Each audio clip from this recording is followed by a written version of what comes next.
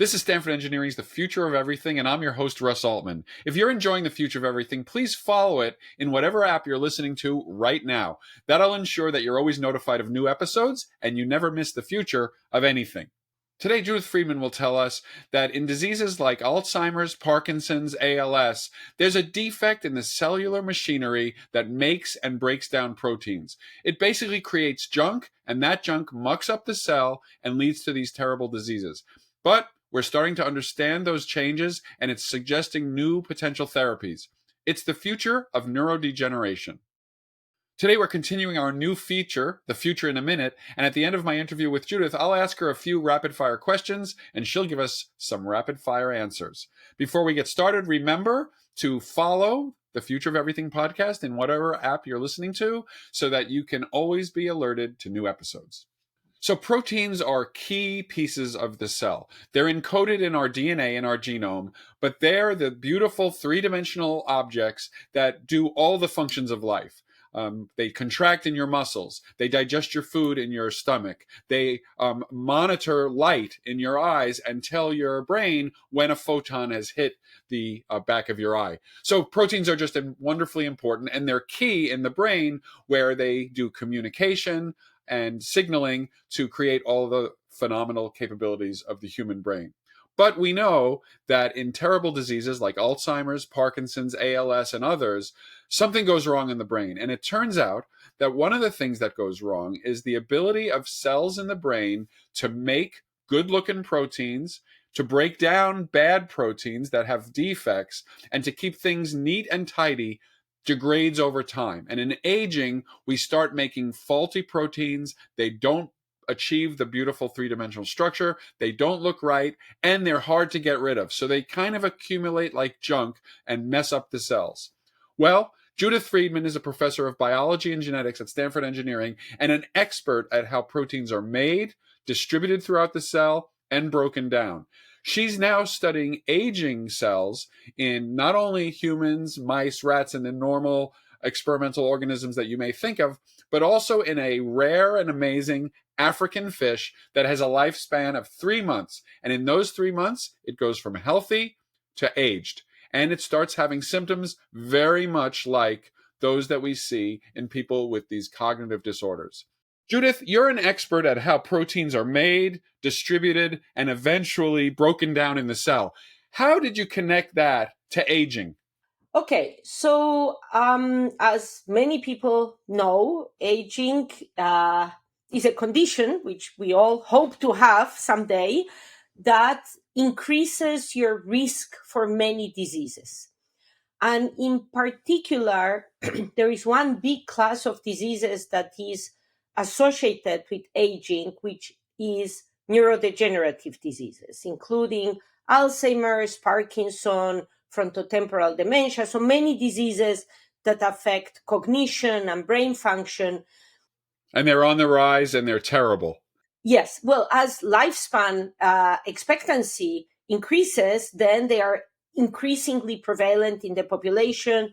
They're a huge economic and social and emotional burden for society. So they are really on the rise, and it's urgent to be able to find ways to delay them, to treat them, to kind of, do something about them, both to treat them, but also to prevent them from starting early in life. So all of these diseases are characterized by the appearance of these entities called plaques, neurofibrillary tangles, and all of these are accumulations of misfolded proteins.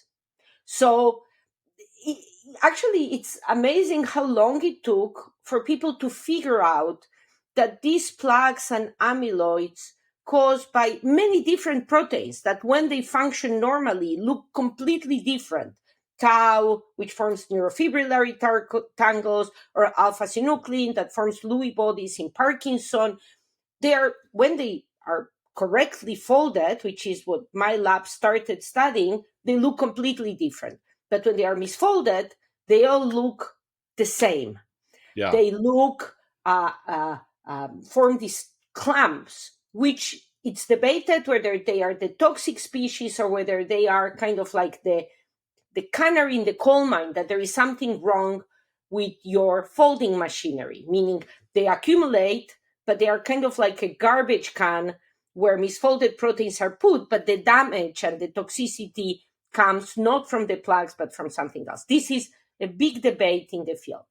So anyway, it became clear that during aging, the folding machinery, the machinery that monitors all your proteins to make them, to get rid of them when they are damaged, stops working. And this doesn't just happen in humans, it happens in yeast, in worms, in flies, in fish, in every organism. So clearly this is a general phenomenon, and this could explain why aging makes you vulnerable to all these diseases. So this is why we started to look at this. So yes, so great. So just so for people who don't think about proteins every day, I thought it would be useful for you just to review. We have our genome, and people know that the genome is a big, long list of DNA letters that encodes proteins. And the miracle, to some extent, is that these one-dimensional, you can think of it as like a string of pearls or whatever you want to think, but that string of pearls, and because you've used the word folding several times, that string of pearls actually folds into a complex three-dimensional shape, somewhat quite reliably.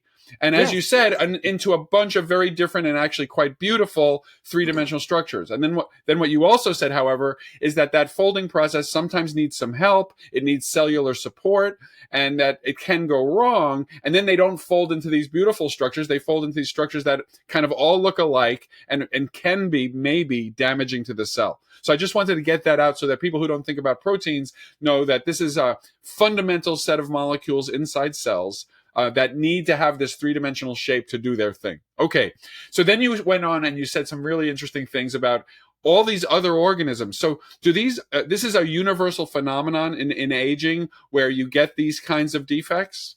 Yeah, actually, this is quite interesting. And this is, so even yeast, the organism we use to make beer and bread, is very important. Similar. Very important. Most useful organism ever is very similar to us in many aspects. Simpler, so it's easier to understand problems, but very similar. So yeast ages and becomes full of aggregates and has problems folding their proteins. Worms, flies, fish. I mean, we recently did a study in fish aging where, of course, fish have brain and have behavior, so they are much more complex and a really great system to study aging, to mice and humans. So all organisms seem to age in a similar way. You know, some are simpler than others, but age in a similar way. So tell me about the fish study, because as you said, you've done it in previous work. You've done yeast and mice and other things. But why was fish such a good system for you to do the most recent set of studies? And then tell us what you found. Yeah. So there is a class of fish called the African killifish that lives in these seasonal ponds in Africa that are only, let's say, ponds for about 3 to 6 months because they with seasonal rains. So these fish have a very short lifespan, maybe 3 months or 6 months, depending on the species. So they are a great model for aging, because the problem with studying aging in mice or even in rats, well, let alone molecularly studying it for humans, is they have very long lifespans. So an aging experiment that takes 3 years is really very hard to do any kind of interventions. So these fish have become a really beautiful model for aging. And there are colleagues at Stanford that work on this, but the last meeting I went to before the pandemic, I met this scientist that was then in Germany, now is in the US, Alessandro Ori, and we had a conversation. We were studying how aging impacts a process called translation, which is the process that makes proteins, the process that you say makes these linear strings from the genome and converts them into proteins.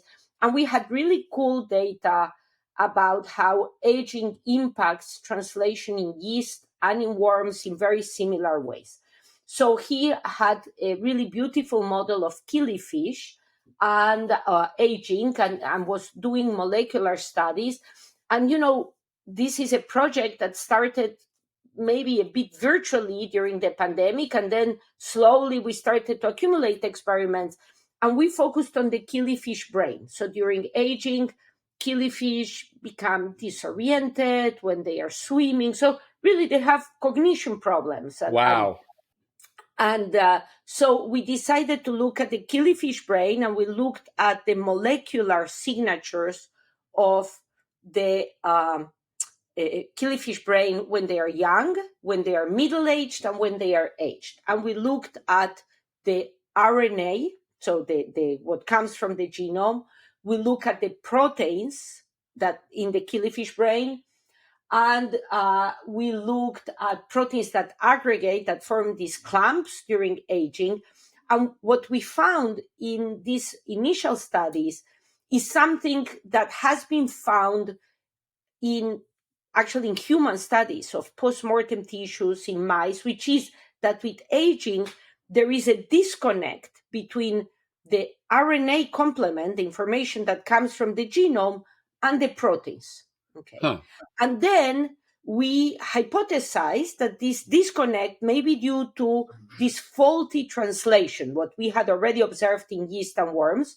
So we tested this. We did a technique called ribosome profiling, which measures how the ribosomes read the information from the genome to make proteins. And we saw that...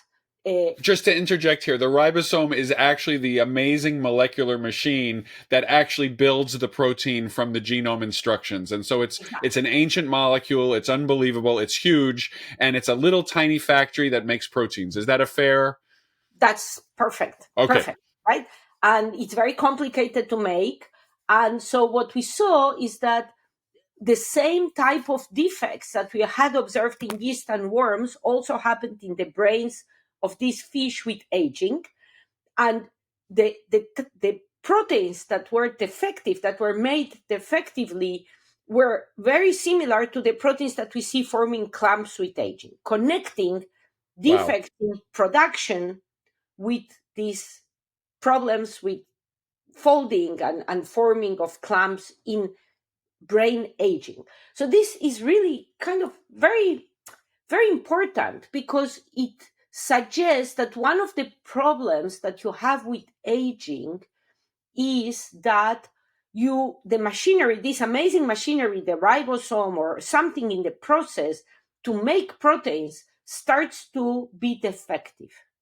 And you can imagine in a society, if the machines you need to use all start to be defective, you will overwhelm everything. You will overwhelm your, let's say, disposal systems, which is what happens. You will start to make things work less well, right? We said it was a factory, and if the factory is putting out bad cars or bad iPhones, chaos will reign. Exactly. And you will overwhelm, and as time goes by, it will be worse and worse. And it's interesting because many of the interventions, genetic and maybe even pharmacological, that are now considered to extend lifespan, all interfere with the process of translation. So people take rapamycin or metformin or caloric restriction. These are all processes that attenuate or lower the levels of translation. So in a way, what you do is you produce less proteins, trying to give the cell an opportunity to deal with the faulty ones. So let me, if I can just pause, because it's amazing to me. So let's take humans and these killifish. Humans last for 70, 80, 90, we all hope a long time. And over a 3 month period, I'm presuming that we don't have a lot of evidence of aging and damage. Like when you go from 1 year old to 1.5 year old, you're still perfectly fine. And yet these killifish in 3 months seem to recapitulate what it takes 80 years in humans. So is this some kind of like fundamental rule that I'm just amazed at the difference in the time scale, and yet you're telling me it's very similar observations? Yeah, this is one of the interesting open questions about aging. Why we age, right? I mean, clearly different organisms age at different rates. Yeah. I mean, there are theories that this is something called antagonistic pleiotropy, meaning, okay, this is a very Great fancy phrase. word. Great phrase. I know, but it means that in order to make everything work together, some processes are less effective or less work less well, and then the whole process is kind of doomed to crash at some point, and that this set point is different. It could also be there are other theories that the set point of aging is evolutionarily determined from other reasons. There are many theories at this point. It's very hard to test them, but clearly, there are organisms that, such as the naked mole rat, that basically don't age. What does it mean they don't age? People have done studies where if you define aging as risk of mortality, the risk of mortality of naked mole rats doesn't increase with the passage of time, meaning they don't age. The females that are fertile stay fertile until the end of their life. I mean, they have a weird colony structure. Other small animals like guinea pigs live 8 years. Mice live a couple of years. So the set point doesn't necessarily have to do with the size. Clearly, larger animals live longer lifespans, but there must be some other set point. And the cool thing about the conservation is the genetics that determine aging in the organisms where it has been looked at are kind of very similar. So you can use simpler models to study aging. Yeah, it's really amazing. And then I know that this needs to be tested carefully, but it gives you the sense that what's happening in these killifish is, if you don't pay a lot of attention and put a lot of energy into quality control at your factory, in 3 months everything can be out of control. Whereas for humans, my instinct, although I'm sure you have to test this, is that we must be putting a lot of time and effort and energy into not letting those things happen so that we can go for 70, 80 years.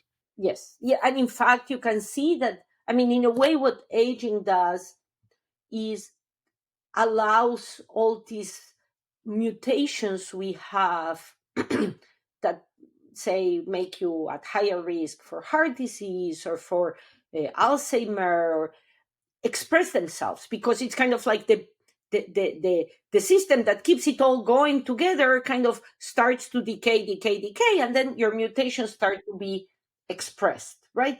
But when you're young, everything works well, and all these quality control systems work well.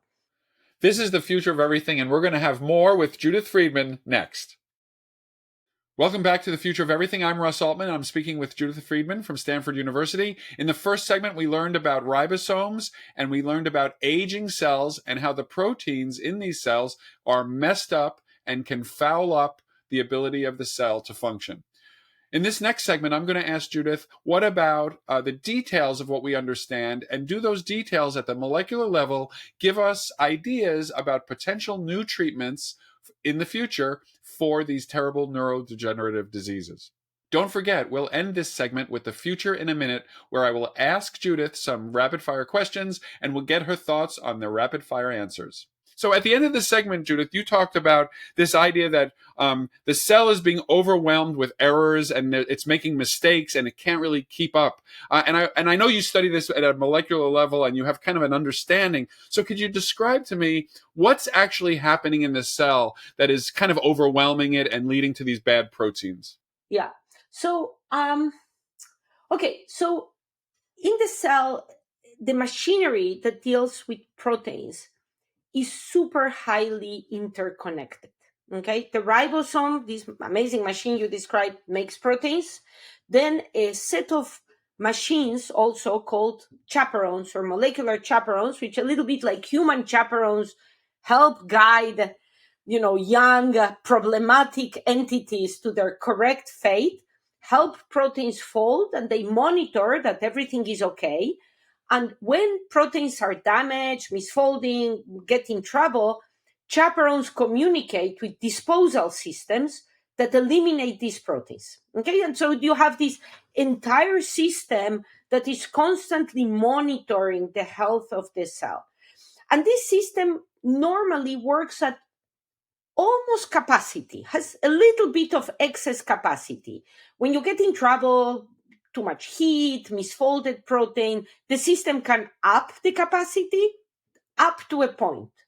So one of the implications of our study is that when the ribosomes start to put out faulty proteins, then the system starts to become overwhelmed. So instead of folding and disposing and dealing with the proteins, it starts to generate all these bad proteins, and the cells tend to put these bad proteins in these clumps. We think, many people also think that these clumps that you see in neurodegenerative diseases are kind of a protection mechanism.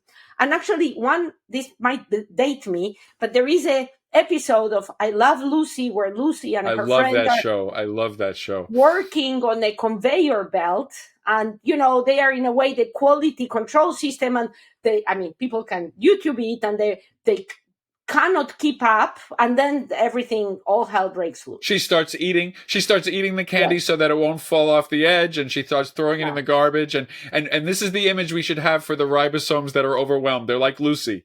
Exactly, and the quality control machinery. And in fact, many of the mutations, for instance, that cause Parkinson's disease are in machineries that take care of misfolded proteins, or in one of the organelles or let's say systems that is important for degrading misfolded proteins. So in a way, the whole system is interconnected, and you can think of this type of diseases or even aging as a condition, as a kind of systems failure. You kind of overwhelm the machine. One of the things we see happens during aging is these ribosomes are these little machines that are reading the genome and spitting out proteins, and then chaperones will fold them. But when this machine starts to kind of stutter, at some places they start to bump into each other. Oh. And this is very bad, right? This is called ribosome stalling, and they start to have collisions. And then there is a machinery that kind of puts apart the collisions, like maybe Lucy eating the candy. And this machinery also becomes overwhelmed. So the whole system starts to become overwhelmed, and then you start to have an overload of... Yes, this really makes sense. So given this kind of detailed molecular understanding that you're starting to gather, what we're all thinking is, does this give us clues about potential therapies for these terrible diseases that you mentioned at the very beginning?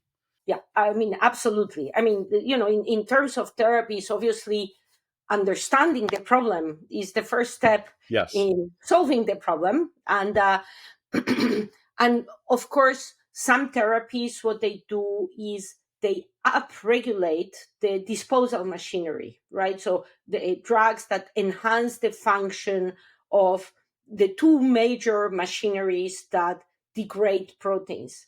Another approach is to upregulate chaperones. I told you that chaperones can be upregulated under certain stressful conditions. So some people have thought of upregulating chaperone levels to increase the capacity. And of course, understanding what is the problem at the level of protein production would be very important to fix it, right? You were talking about these the crashing into one another, or going the wrong speed, or hesitating and then restarting. And so it's like we have to get so this is very exciting, because you just already outlined 3 different approaches, and of course we could also try to do all 3 to kind of get the synergies. As you think about this, are you imagining that this is going to be like small molecule drugs, or do you think we're going to have to do genetic engineering on the genome, or all of the above, or too early to say? What's your instinct about how these therapies might be developed? Yeah, I think some therapies that can be developed short term will be at the level of protein. So, for instance, now one thing that people are trying to do is for diseases such as Huntington's disease, where you have one misfolded protein. So, Huntington's disease is a Yes. really, my lab works a lot on Huntington's disease. It's a disease where you have a mutation in one protein that causes that protein to aggregate and misfold. So the idea for that is if you could lower the levels of that misfolded protein or keep it from misfolding, you can help with the disease. And so this can be done using a kind of genetic interventions. Yes. I think for a disease such as Alzheimer or Parkinson or generally aging, which are so prevalent, it would be prohibitively expensive to have either a genomic or a, let's say, personalized intervention where you need to inject into the spinal cord a very expensive reagent. I think for this large, very prevalent Millions of people affected by these diseases. Millions, really, of people will age, hopefully, right? Yes. And for Alzheimer or Parkinson, a small molecule will be eventually the way to go, because what you want to have is an intervention that you can start to take, say, in your 50s, yes, that doesn't really interfere a lot with the normal function of your body, of your tissues, but that enhances capacity or reduces the damage or the output of bad proteins. So I think ultimately this will have to end up being probably a small molecule, but will be lots of steps in between. Yes. Now, the small molecule, we do have some good news there. As you know very well, we have a history of having small molecules that do interact with the ribosome. So as you know very well, we have antibiotics. Fortunately, the bacterial ribosomes are different enough from the human ones that we can mess up the bacteria and kill them without messing up our own, generally speaking. And so that's a little source of optimism, because we know that we can get small molecules into the areas where the ribosome operates, and we can get them to bind it and hopefully do things that increase its efficiency and effectiveness. Yeah, absolutely. I mean, obviously, the ribosome is very druggable. All the factors that help the ribosome make proteins are also quite druggable. The factors that regulate how often you start to translate proteins. I mean, I think, if one can understand better the molecular event that is problematic, or maybe a set of molecular events, it is possible to drug them. Yeah. So in the last minute, I just wanted to end by asking you, what is next for you at the research level? So we were talking about therapies, and of course you're working towards that, but what in the lab today, what are the next steps that you're most excited about? Yeah, well, there are many very exciting things. So obviously we want to understand, and for this, using model organisms like flies or worms or even yeast is essential.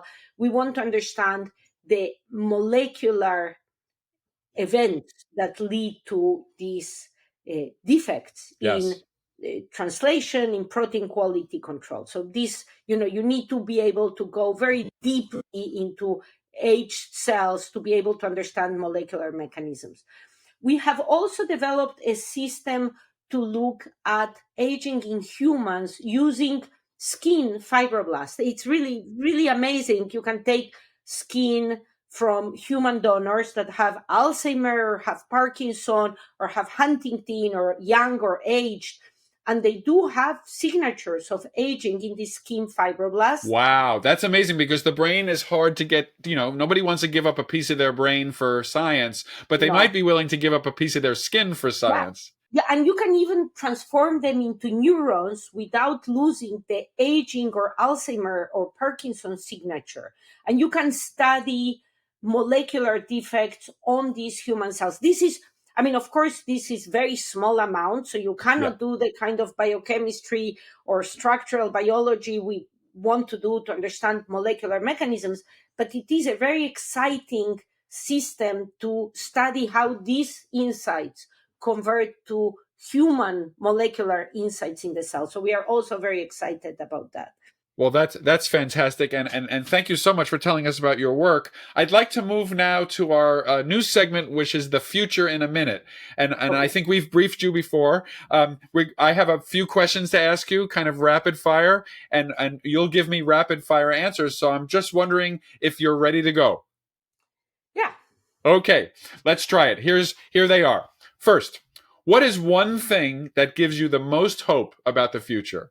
I think one of the things that gives me true hope is how powerful in the best way and how much progress science has achieved. You know, I mean, compared to when I started to work in research and now, it's amazing the discoveries that science has been able to do. So things that when I was a grad student would be a whole 5 years PhD.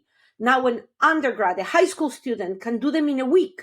This is incredible, right? It's such an incredible power to solve problems. That actually gives me, yeah. What is one thing you want people to walk away from this episode remembering? Yes, that aging and neurodegenerative diseases arise from molecular defects in the protein folding and quality control machinery, and understanding that can lead to effective cures for all these diseases. Aside from money, what is the one thing you need to succeed in your research? Well, money is really very important. Actually, I would say aside from money, I need money. Okay. Because funding for science in the US now is a little bit stressful. I would say, in addition to money now, knowing that I will have money next year or in 2 years or in 3 years, because I think this discourages, this uncertainty. Okay, so seriously, what is needed is young and not so young people that are excited and hungry to do science. But I think the lack of continuity discourages them, right? Because people want to know that if they embark on a career path that is very frustrating and very difficult, at least they know that in 5 years or 10 years, they'll have a job, a poorly paid and stressful job, but a job. And now the uncertainty is very discouraging for young people. And I think obviously what we need is young people to get into science. Yeah. If all goes well, what does the future look like? Well, a future where in your 50s you start to take some therapies that will slow Alzheimer or Parkinson or Huntington, so people can have not just longer lives, but longer, healthier lives. Yeah. And if you were starting over again and you needed to get your training or degree in a different discipline, what would that be? Yeah, that I definitely know, because when I was in high school, I wanted to study archaeology. And I didn't study archaeology because I didn't want to have a job where to do interesting work, I would have to leave Argentina, which that's an irony for you. And now there is a branch of archaeology where you can do genomics and kind of match historical records with population records. So you can really know what Roman society looked like, who were the Romans, who were the Sumerians, who were the ancient American civilizations, where they came from. This is, to me, if I would start over now, I would do this mix of genomics and archaeology, because I think that's fascinating. Yeah. There you have it. Thanks very much. That was The Future in a Minute with Judith Frydman. Thank you so much, Judith. Thank you for listening to this episode. We now have 300 episodes in the bank, ready for you to spend lots of time listening if you have the inclination. It's a back catalog and it's filled with a wide range of discussions, and we hope you enjoy it.